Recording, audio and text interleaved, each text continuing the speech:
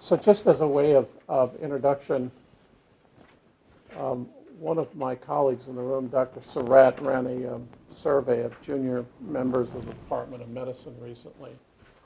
And they all did pretty well on most of the questions he asked, except for one, and that was, what do you know about the reappointment promotion process? And out of 21, one thought they knew something.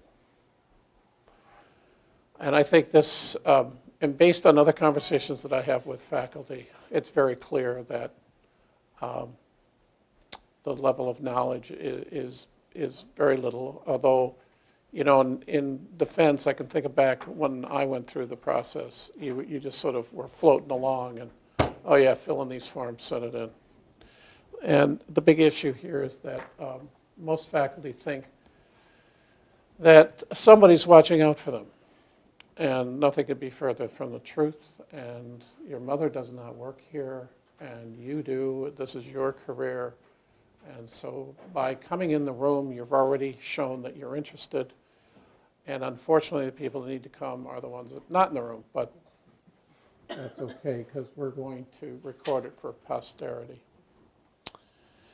Now, this is part of an 8-session series of presentations, activities for the College of Medicine Teaching Academy drama-free RPT mentoring group. And I did not come up with the term drama-free. My two colleagues in crime. So I'd like to introduce my two colleagues here. Leanna, and Dr. McCarthy. And you guys are from neurosciences, and you're both on the teaching pathway. Sean, sign in, pick up some handouts. And they've helped me put together this curriculum, and we're hoping to turn it into some scholarship for them. So together with our faculty facilitators and members, senior faculty, sorry, we've come up with the following syllabus of events. The ones with asterisks, we hope to have some sort of videotaping so that you can see them later. The ones without are sessions for our group, and they will be active learning things, so we'll actually be doing stuff, which doesn't, you can't tape that. Our next activity, and this will be over the next couple of months up until next stick season, we'll take July off, so this will be in February, March, April, June, July, somewhere September. Anyway, it'll all work out. And the next activity next month, we're going to do something really fun, and that's a panel discussion with recently appointed faculty, and you're going to get some tips and techniques. And then the next one will be on CVs, where you can see we're going to spend a lot of time talking about CVs, and I'll tell you a little bit about why. Okay. This is the objectives today are to describe the various pathways, expectation and criteria, just one slide in the process, but I'm going to point out a few dangers along the way, and those will be obvious when I get talking about them. The academic system and relative to reappointment, promotion, tenure is complicated, complex. And one of the things you've got to understand is once you've seen one medical school, you've seen one medical school. And anything you know about other schools may not apply here. So it's very contextual, and you need to learn about that. There's life's little rule books, simple rules to bring joy and happiness to your life. And this is no different. We have a couple of guiding documents, and I thought I'd just briefly talk about them. Well, when in doubt, consult the books, okay? Because those are basically the contract. The first one is the College of Medicine Handbook. This is a document and I'll tell you where to get it, so don't worry about that just yet. It is a document that has to be approved by the Board of Trustees. It was most recently updated in 2011. Prior to that, it was last dealt with 30 years prior to that, Bob? Well, in fact, faculty handbook at all. Okay. Until about 2010. What there was standards and guidelines. Right. There So never this was a faculty handbook. So this is new, and it takes a board of director trustees to approve it, and that I've just gone through that again, and it is a long process, and we're about to open these documents up because 5 years is up. It includes a lot of these sorts of things. Now, it talks about this, appointment, reappointment, evaluation of faculty, promotion, and then some other things that hopefully you'll never have to worry about. But it does so in a very generalistic state. It describes our pathways, describes things in sort of a generic sense. But a lot of the philosophy about what we're doing is found here. And the problem is, if you ask me a question, I'm never quite sure which document to look in, and I may have to actually look at both.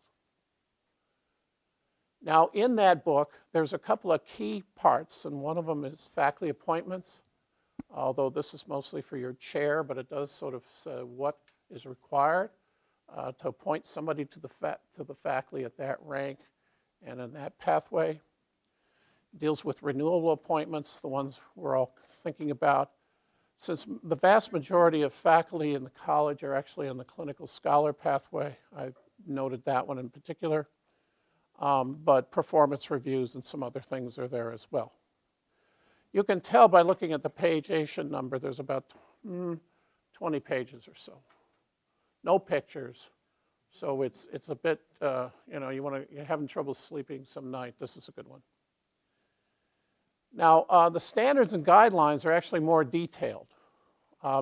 This only gets approved at the level of the college. We're about to set up a new pathway, and you've already voted on it once, but you have to vote on it again because now the language in the standards and guidelines has to be approved. But the nice thing is we can change that document at the level of the college.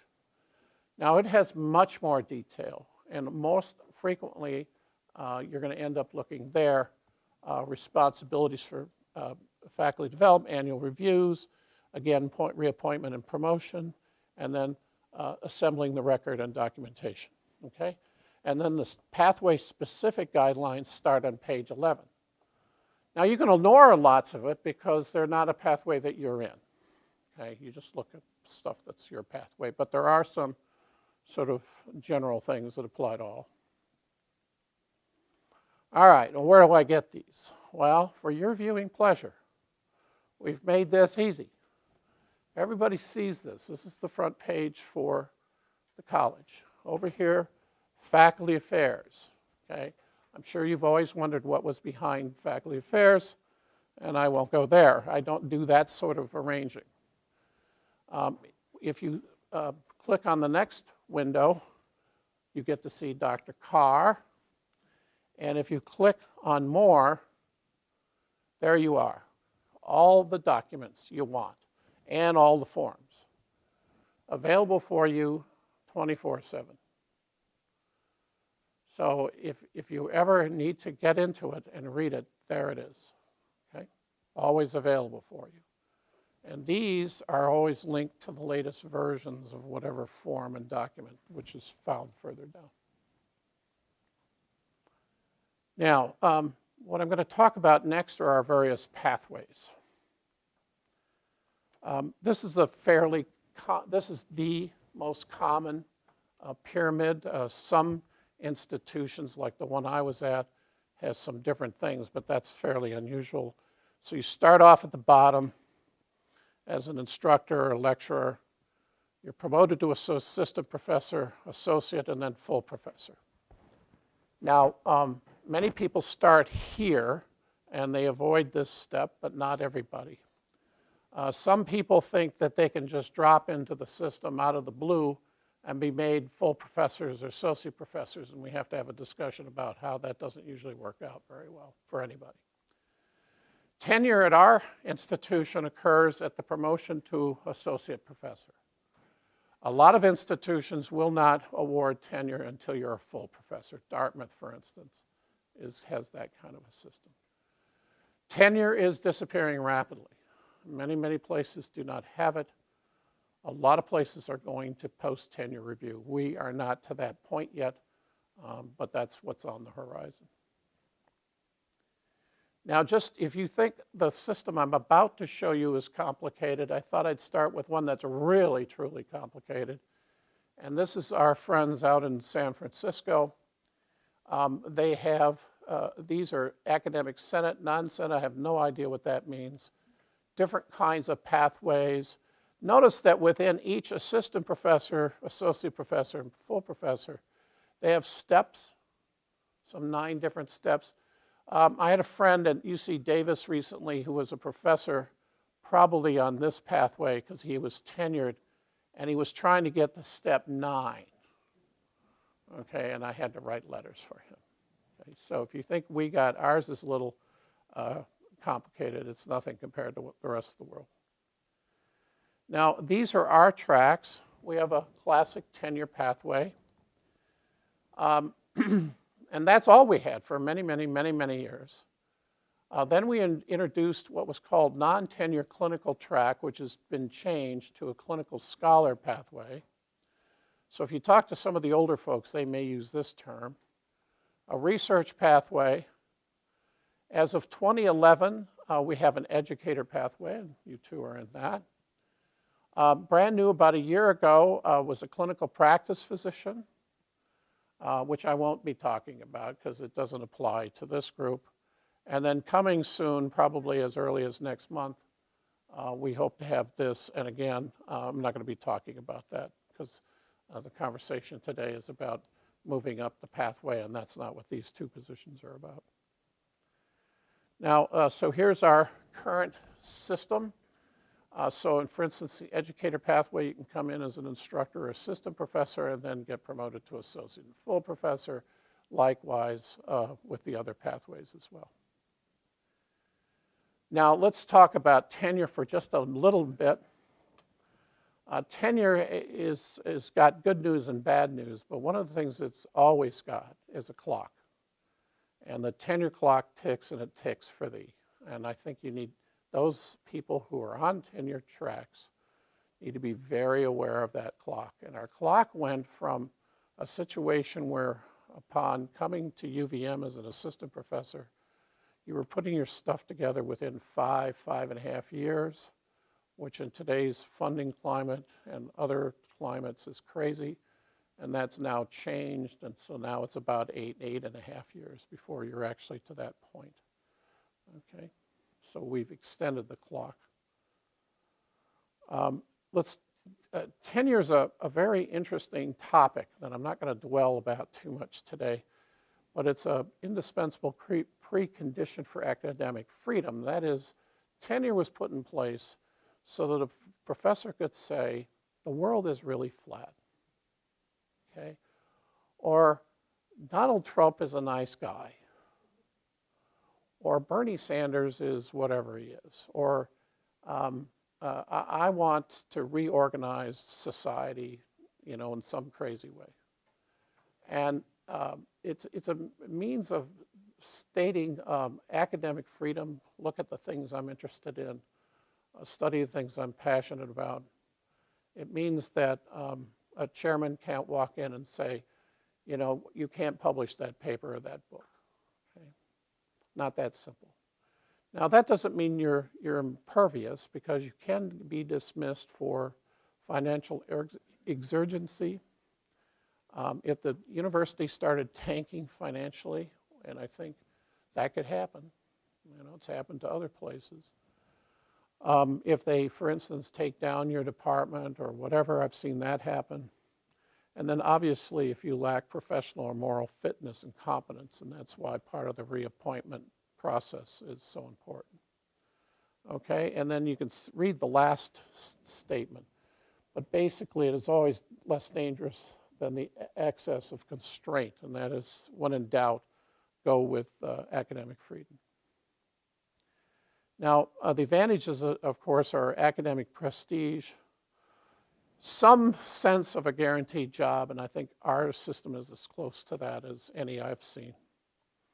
Disadvantage is it's tough to hit all the metrics the same way. You're scrutinized more carefully.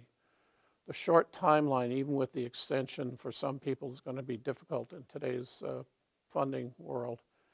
And this idea of up and out, in our case, it's not up and out, it's usually up and over.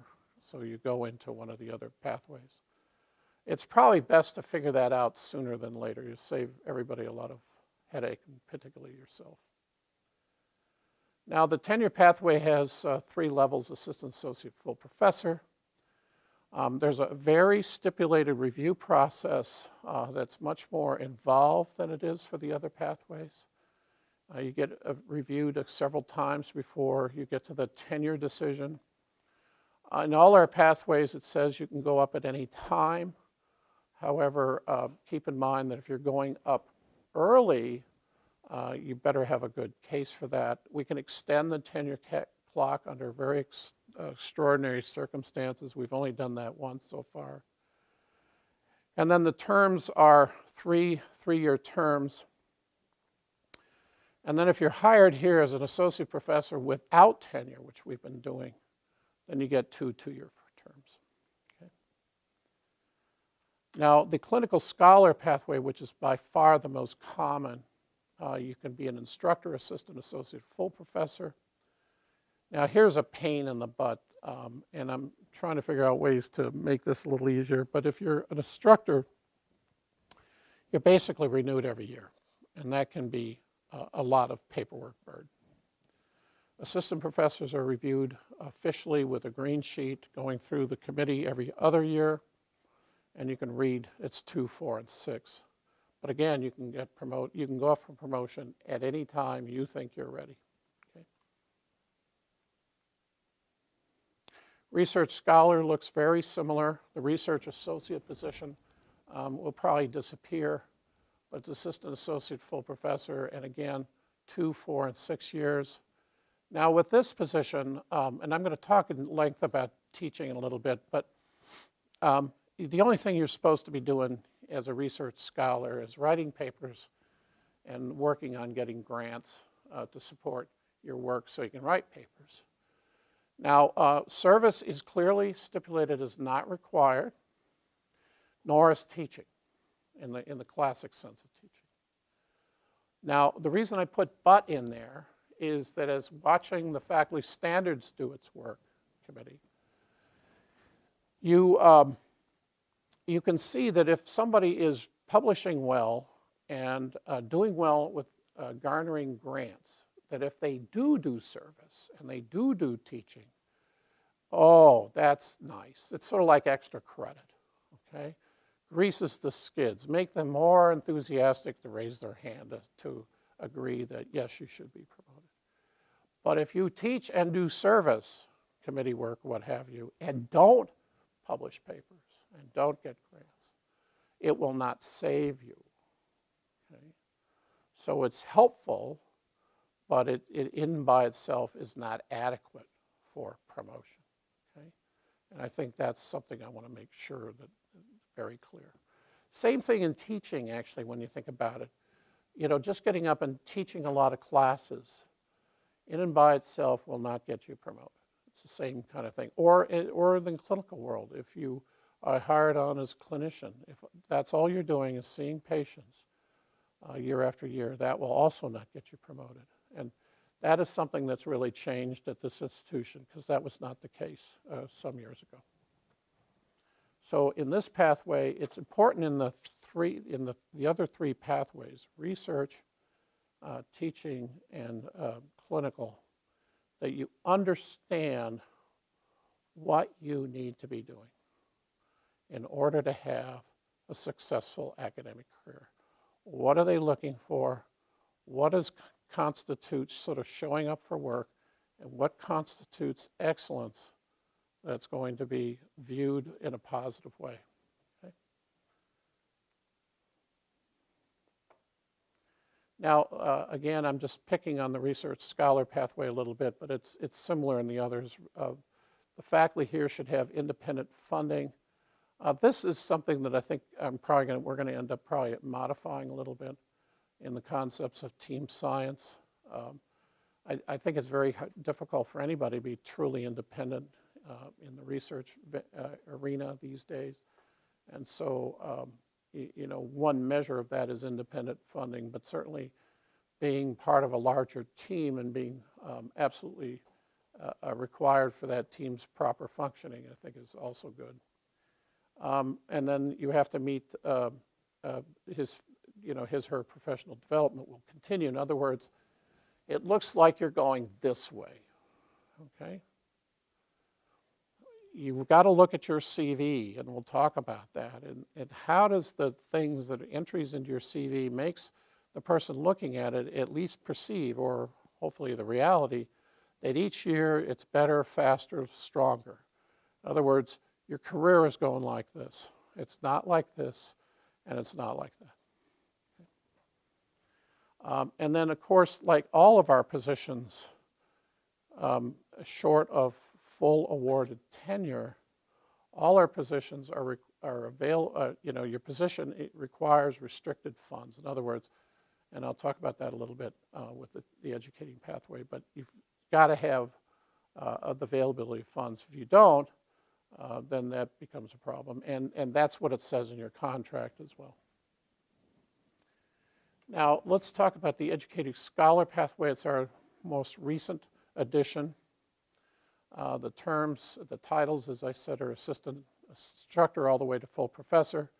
These are the terms, so you will be reviewed every other year as an assistant professor and every 4 years as associate professor. So one of the reasons to get promoted is you don't have to fill in green sheets quite so frequently. Wouldn't that be nice? It is like the research pathway is contingent upon the need to fulfill the teaching mission as assessed by the chair in consultation with the dean, taking into account budgetary enrollment programming considerations. Now, before that wasn't such a big deal. This is going to become more and more of a big deal. This is in the context of IBB, where, you know, each college is a boat on its own bottom. You're going to want to, you as a faculty member, are going to want to watch what's going on relative to the how your class is doing. You've got 3 students, you've got 400 students. I just ran into a colleague of ours who was on the promotion committee and isn't anymore. And she was telling me that she's about to start teaching 440 undergraduate students. And that sounded like a lot to me. So I think, you know, from a budgetary point of view, she's probably in good shape. And then, of course, the position can be terminated or at least changed. Now, in addition to all these pathways, we have a whole boatload of other ones. These are volunteer people. Most of them are in practice here in the state, about half of them, the other half are outside of the state. So on top of our 650 paid people, there's about 750 unpaid people. And as you can imagine, that's a lot of paperwork. Okay? And some of this is sort of crazy because, and notice how we've gone from 2-year terms for the assistant professor to 4-year terms as at least one attempt to cut down on the paper processing. But I think we could do more with that. And then we have adjunct, we have visiting. You name it, we can come up with a title for you. Okay? I love talking to the chairs because they'll say, Charlie, I got this strange situation. I said, no, you don't, because I've got a faculty appointment that'll cover anything. All right? The good news is this really helped us with the branch campus down in Danbury and Norwalk, because everything was in place to manage that campus in a really nice way. All right. Let's talk about the criteria for getting promoted. This is where it's useful to go into the handbook and read some sort of the general philosophical parts. All right? In evaluating candidates' qualification within an area, and the reason I normally don't do this when I put in my slides, but I think it's important that you read exactly how it's found. In evaluating candidates' qualification within an area of performance under review, reasonable flexibility should be exercised, okay? A lot of people ask me, what are the criteria to get promoted? And I look at many of them, if I know them well, I'll say, you don't really want to me to give you those criteria. Because if we set up a very hard and fast set of criteria, we would stifle your creativity.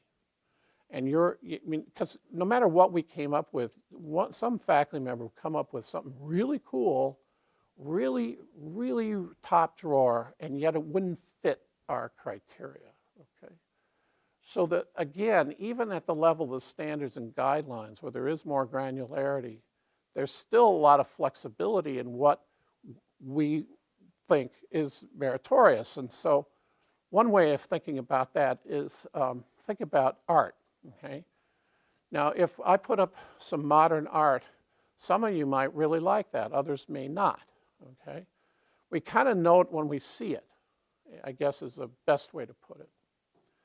Now, but each candidate is expected to be engaged in a program of work that is sound and productive, that can be expected to continue and develop and progress throughout your career. In other words, you're going this way. Okay? Excellent intellectual attainment. Okay? Insistence on this set is necessary to maintain high quality. In other words, it's got to be good. It's got to be excellent, outstanding, and then how the hell do we actually assess that? Now, sometimes it's easy. Okay? Sometimes it's very hard. Okay? And you have to help the person looking at your dossier figure that out. Don't leave them guessing. In addition, the university recognizes that teaching and scholarship are related. That is to say, and we could change that to also say clinical service and scholarship are related. Hence the name clinical scholar as a change from non-tenure clinical track. Okay? The word scholar was very purposeful put into these pathways. So that scholarship is what makes you a professor. You are a professor. I'm a professor. Dr. Carr is a professor. Okay? All of you are professors. What's a professor? Somebody who just teaches, or is it somebody who actually is creating new ideas or doing new things? And I just think about that for a minute. Now the keys is to understand that there are three major domains, and they're by no means separate. This includes teaching.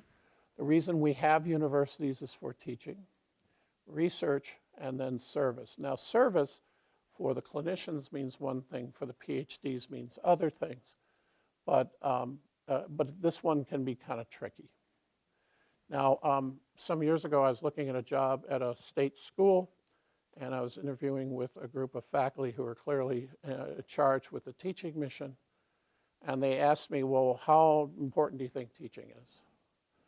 And I said, well, what are universities set up to do?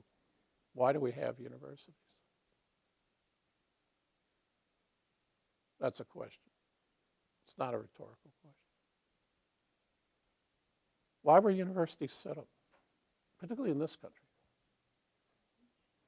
Why? Where did the people come to this country back at the time that all the universities were set up, 1700s, 1800s? Came from Europe, where going to a university was only for the upper class. They wanted something better for their kids, and they knew that success, economic success, came from learning. Okay? That is the prima facie reason for a university, is to teach. So that's the first mission to keep in mind. And now, when we have a medical center like we do that's integrated with the medical school, then service becomes a little tougher part of it, okay, to figure out where does that fit into that. I like this slide. I'll read it to you. As we start a new school year, Mr. Smith, I want you to know that I'm an abstract, sequential learner and trust that you'll conduct yourself accordingly. Okay. Now, what this is saying is that the student is telling the teacher how he or she will conduct their affairs. Okay. And when I think about the way teachers were when I came up through the system to where we are now, particularly in the medical school, I think we've kind of swung a little bit too far to this kind of a mode. Now, teaching at the College of Medicine is clearly laid out in our documents. It is based on the AAMC recommendations, and so this is all consistent with what the brainiacs in teaching think. So teaching is only part of it. Whoops, what happened to 2, 3, and 4? Anyway, teaching is only one of the 5 elements. Curriculum development, advising and mentoring, and I think that's important for many of us, both whether we're teaching at the bedside or in the laboratories. Educational leadership, leading courses, doing the sorts of things that we're doing here. And then finally, administration and learner assessment or evaluation. Okay? Funny thing, these are the 5 domains for the Teaching Academy as well. So everything's all lined up. And all of these count, not just teaching and getting good student evaluations.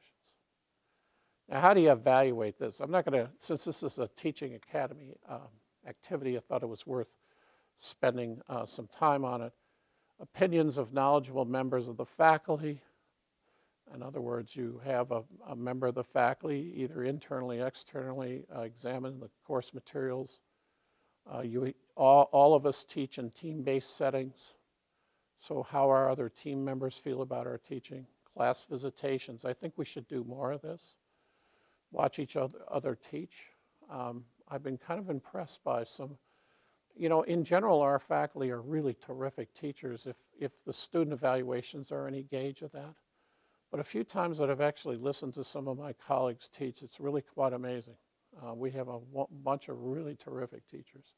But you don't get that unless you go visit them in the classroom. Many of us get asked to write letters for people's promotion. And I like to be able to say, I heard Dr. Surratt give a lecture, and it's so scintillating. And my life is now a new thing. I never thought about that way before. Student opinions appropriate, documented, and interpreted. Okay. Keep in mind that it's a bell-shaped curve, and not all the students love you. Okay. God knows when I teach, there's always a couple that do not like my style. All right.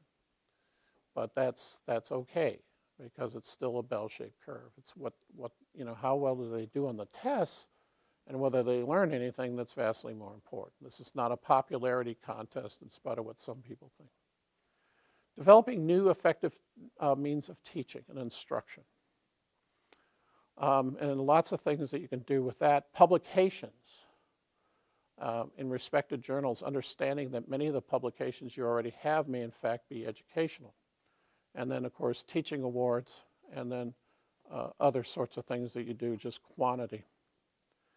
Now, in terms of putting together the Teaching Academy materials, we actually used this document quite a little bit.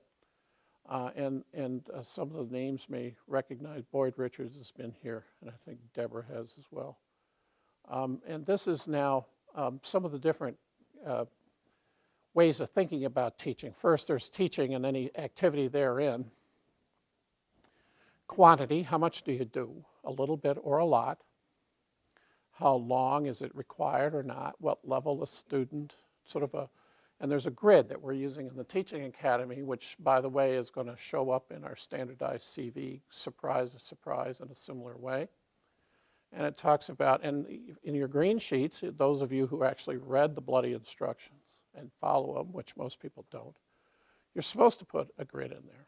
That's like how many courses and what years and all that sort of thing. Quality, and that was interesting when I was thinking about this. So I'm teaching you right now. I'd like to think the quality is okay, but how do I know that? Okay. One way I know that is that most of you haven't left the room. That people come back again and again. I mean, there's lots of sorts of ways you can do that, but if you hadn't thought about that before, that can be a problem. Students, peers, I think all of those are important, so it's a 360 kind of a thing. Evidence of learning, in other words, how did the students do? I mean, they may hate me, but if they all pass their tests and go on and do wonderful things, then I can live with that. easily. Engagement. This is a little trickier. How does your teaching approach informed by the literature? In other words, I just didn't get up here and, did this. I know that every so often I have to stop and do something a little differently. That's why I stopped and asked you a question. And then afterwards, in talking to people, what did you think about that? And are you going to do something different with your life, et cetera? And then contributions, we're hoping to do something with this from a scholarly point of view. Now let's talk about service. And for many of this, that means committee work. Who needs vision when you have meetings, right? Yeah, okay, I've been in enough, and I know we have plenty of meetings on the other side of campus, on the hospital, in this building. You wonder, why am I here? And there's an hour I'm never going to get back. Now notice that in our handbook, it cleverly says that it's an essential part. This place would not work if we did not serve on committees. Just think about that. Now, faculty who participate effectively, imaginatively, collegially in faculty government's formulation of department policies is valued. Yeah, I know. Can you believe that? You get points for developing policies. Student welfare, administrating clinical programs is very important to the operation of the hospital, to our teaching mission, et cetera. Activities in the state, and particularly at this university, are valued. If you're doing something in the community, that can be quite helpful. And it helps expose you to people that can write you letters, for instance. It's great. Demonstrating a distinction in service, a characteristic of area of specialization. What that means is you're doing the sorts of things that people in that field do. Okay? Now, service could be departmental, interdepartment, search committee, very important, academic senates, system-wide editorial boards, on and on. Now, one thing that's important is to understand what your role is on that committee. Are you a member or are you a chair? What I like to see is somebody who starts off as being a member, and then with time, particularly when they're coming up for full professor, you're starting to see them as chairs of committee. Okay? And then when in doubt, remember a lot of people looking at your CV don't have any idea what that committee is for, particularly a lot of the clinical committees. A professor of English can understand a search committee, but I defy them to understand many of the committees that we have in the hospital. Okay? Now, I told you I would alert you to dangers on the pathway to success. And here's the first one, okay? Although they're Betty. And that is choosing service that matters. So what you have to do is a cost-benefit analysis to you, not to the department chair. Is it a better environment that you're going to work in? If I don't sit on this committee, they're going to close my lab. Visibility, connections, stress, time, overcommitted.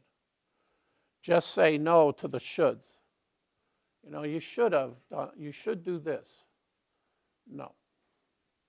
And so there's this career benefit versus your time relationship. So for instance, if you're a real hard-nosed research person, then a journal editor is a lot of time. Could be a huge career benefit if you have the right skill sets. NIH study section, a lot of time, but also could be big career advantages if you manipulate it right. And then space committee, undergraduate mentoring. Somebody should do something about something or other. I had a chair when I started here said, Charlie, we should set up a thing. In fact, we just did it, finally, after 18 years. Some sort of handbook, like new people come in, they know where to call. Within 2 minutes after thinking about it, I realized I was going to spend weeks and weeks and weeks. Should I do that or worry about getting my lab set up and writing papers and stuff? So that was one of those cost-benefit analyses that didn't take too long to figure out which one it is. So for instance, you might want to do these if you're a hard-nosed research type. And you're definitely going to want to avoid those. Okay? So it's case by case. Now, research scholarship's pretty straightforward. You know, publications are the coin of the realm. Grant funding. Grant funding's nice because it also tells you that peer review external to the university thought your work was good enough to give you money. And that's usually pretty telling, although in today's world it can be kind of capricious. International presentations of your work, I think, are critical to assessing this in a totally arm's length sort of way. Belonging to, you know, some people just will put in a long, long list of societies. They don't do much else and just sort of sit there and imagine what all their dues are. And, you know, and then I think about all the journals I get that I don't read. Imagine what some of these folks are looking at, and then service on editorial boards, and then study sections and the like. But the two critical ones are peer-reviewed publications and funding. Now, then the question is, okay, so I write all these great papers. How do I know it's any good? I'm writing a letter now for a person at a prestigious university over here in the down east somewhere. And I'm having trouble with that in this particular case. I've been very productive, doing lots of things, hard to figure out what the impact of it is. And they're asking me specifically to comment on that. You know, is it impact factor? I mean, how do we do that, even within the research world? Now, one thing I do know, and that is the following. There are three kinds of people in the world: those who are good at math and those who aren't. Now, everybody can count the number of publications.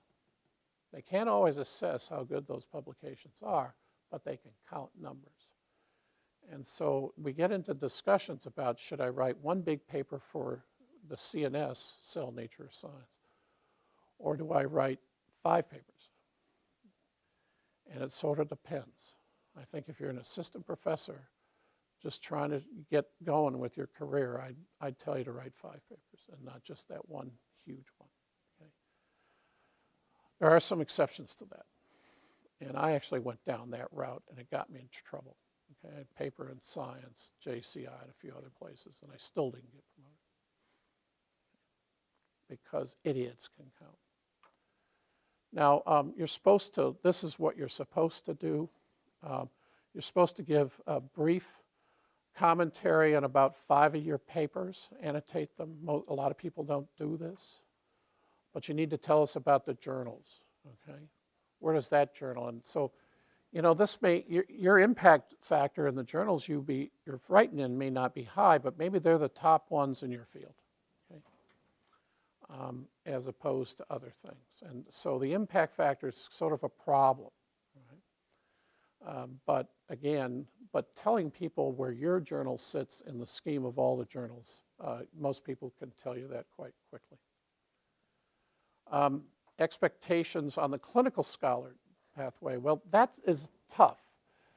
It includes a lot of different things. So in other words, you're developing, it's sort of again, sort of looks like tenure, but isn't quite, in the sense that you can, you know, focus either on teaching or clinical service or, you know, new modalities or research or some variant in between.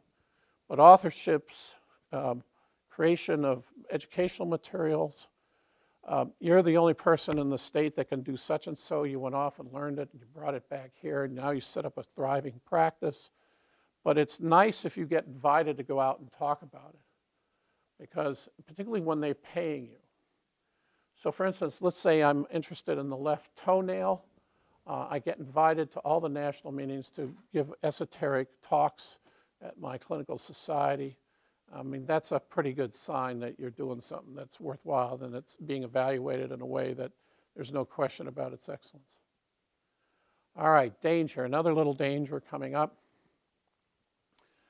I think one of the things that, and Fran and Bob, other members of the various review committees can chime in on this one, but I think there are 2 big problems we have.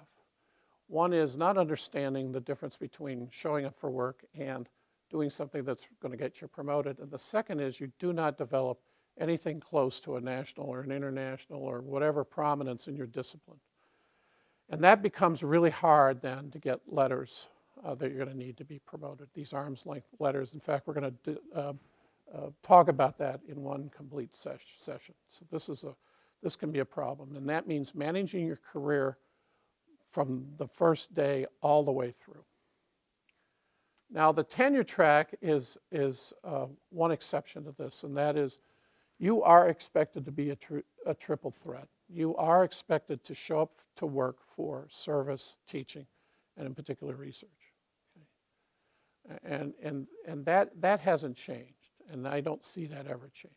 That is certainly one of the reasons why there are fewer and fewer tenure track people, because it's harder and harder to do given everything that we're dealing with in today's world. Now, the other thing that we have written up in our standards and guidelines is you really need to be known for something, okay? Now, there are some people that can sort of manage all of them, all right? They're kind of rare.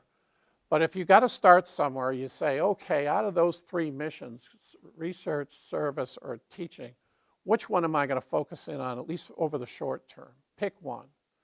And then that's to get promoted to associate professor. And then when you go to full professor, you really need to bring along another one, okay?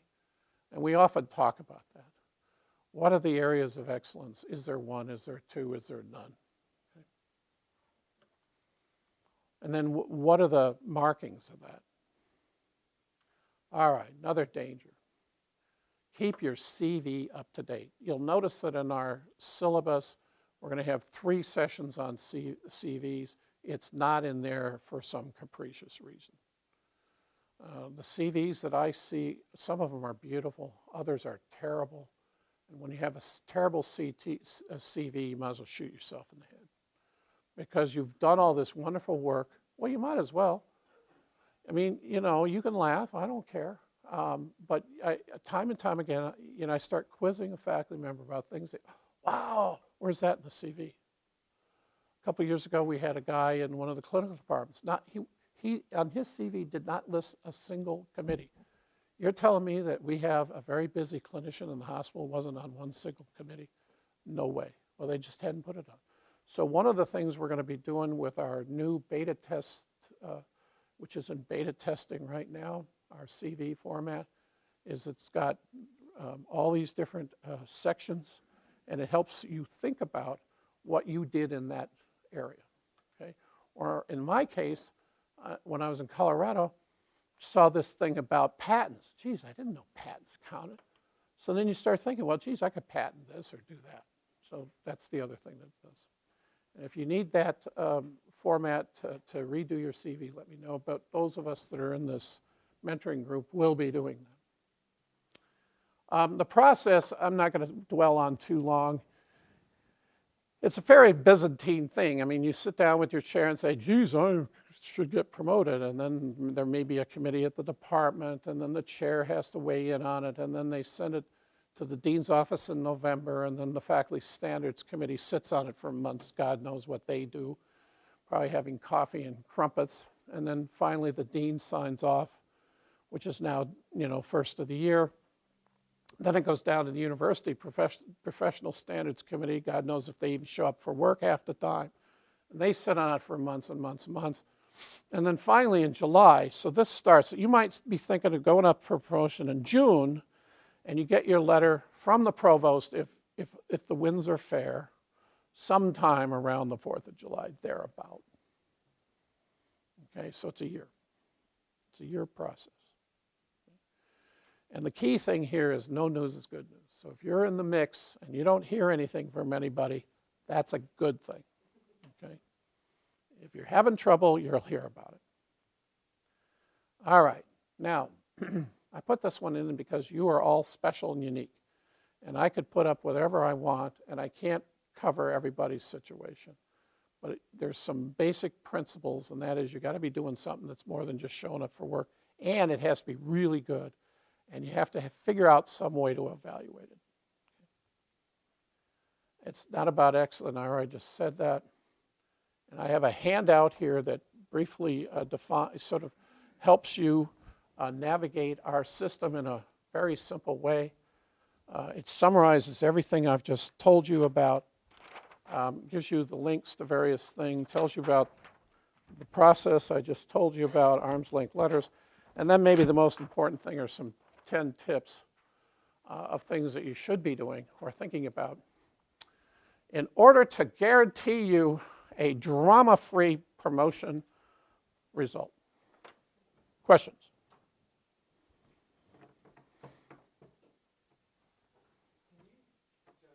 Maybe comment or talk for a while on the situation that, I mean, maybe a lot of us are in, like, where we have clinical appointments and we don't have time scheduled that's non-clinical, or if we do, it's not much at all.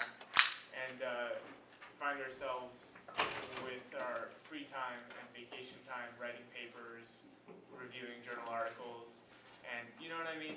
And it just seems to be like, at some point I'm wondering, is it really worth me going through? Like, why don't I just go to work and do what they pay me to do and not, you know what I mean? Where's that Yeah. line of No, I know exactly, because I was in the same situation. I was running a big clinical lab, spending half my time doing that. I come up for promotion thinking, well, I did all this wonderful stuff, I should get promoted. Wrong. You know, because they still said, we're judging you on tenure track criteria. That was news to me. And you're not publishing enough papers.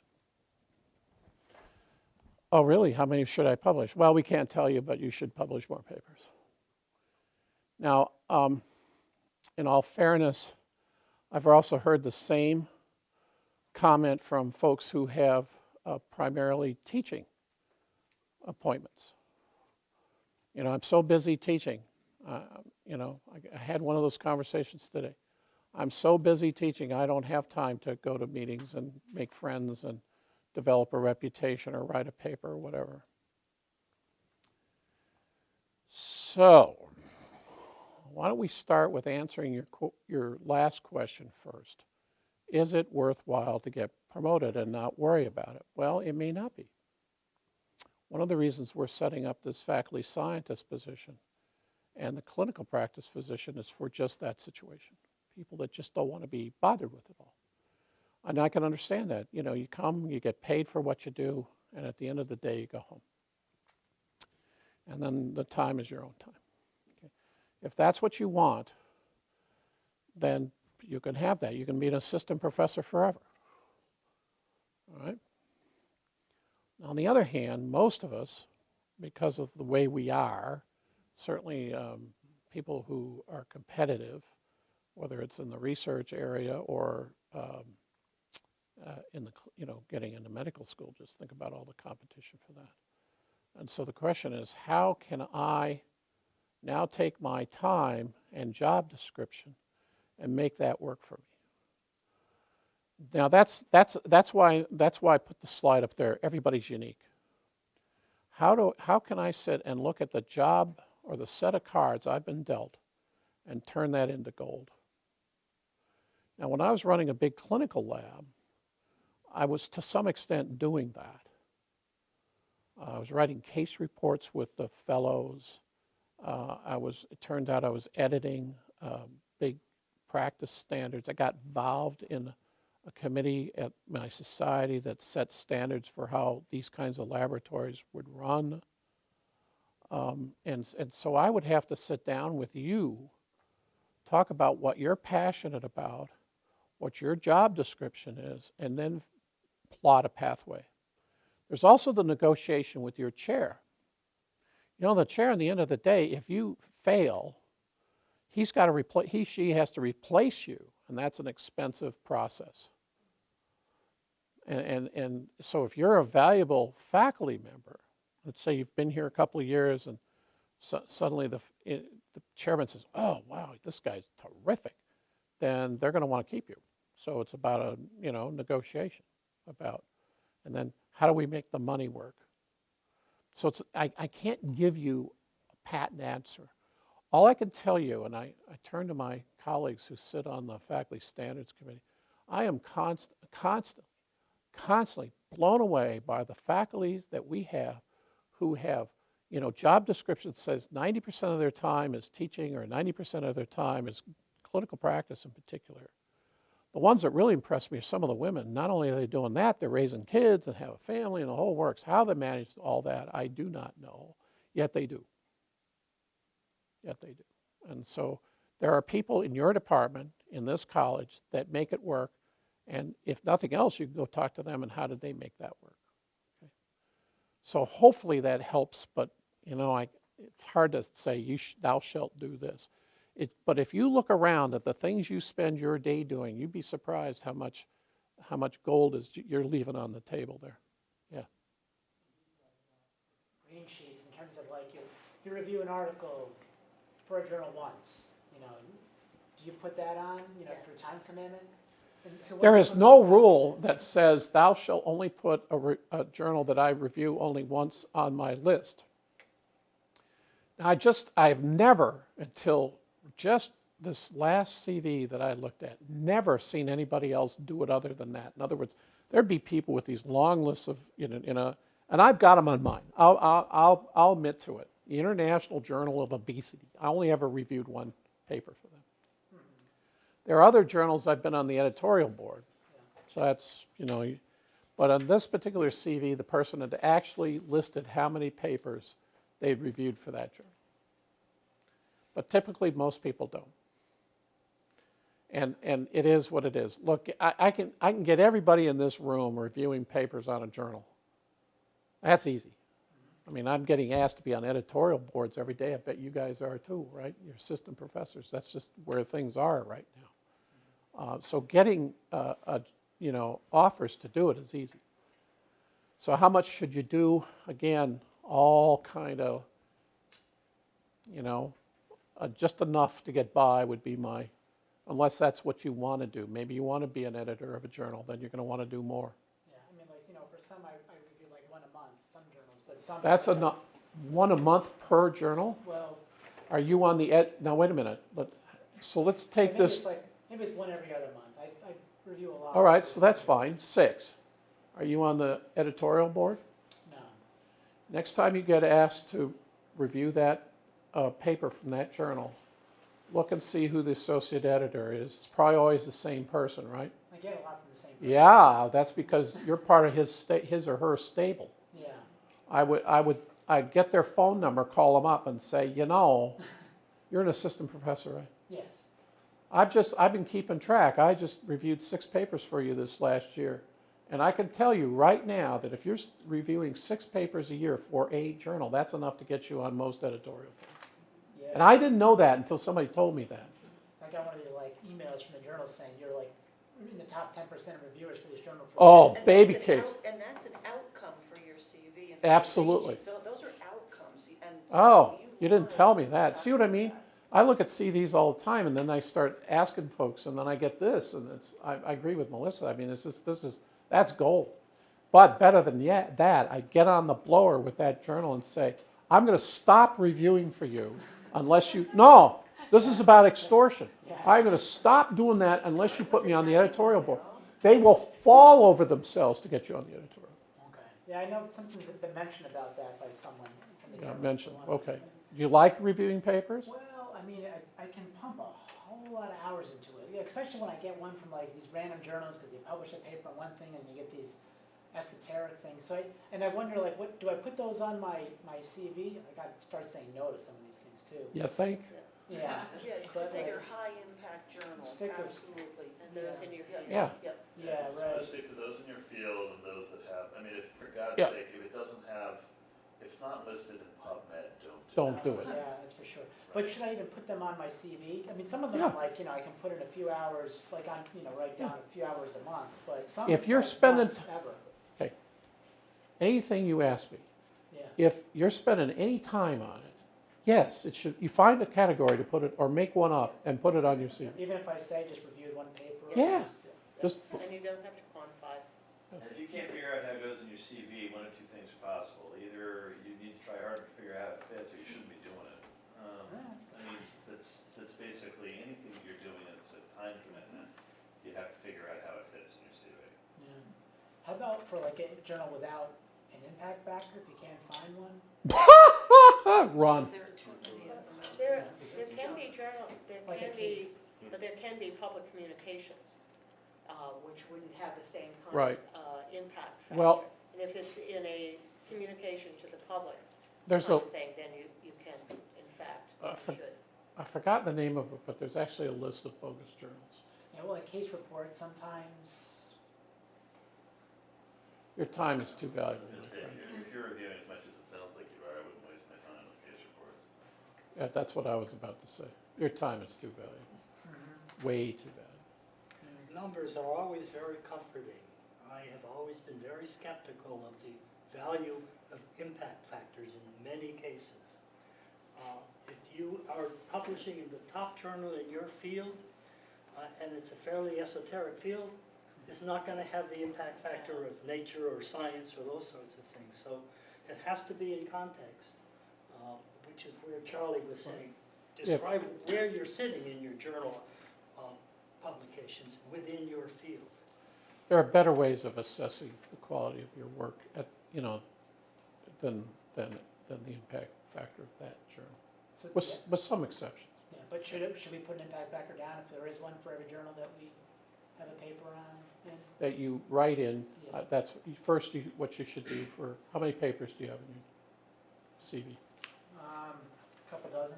Okay, what I would do is with each one of them. But remember, impact factors change every year. Yeah, And then the other thing is, if they're specialty journals, what field are you in? radiation oncology. Okay, so radiation oncology, what are the top journals in that field? You know what they are, and there's listings that say what the rank order of those journals are, and you say, okay, so this may have an impact factor of 3, which isn't great, but it's the top journal in the field, Yeah. as an example. There's some better ways of actually assessing the work, but we're not going to go into that. Any other questions?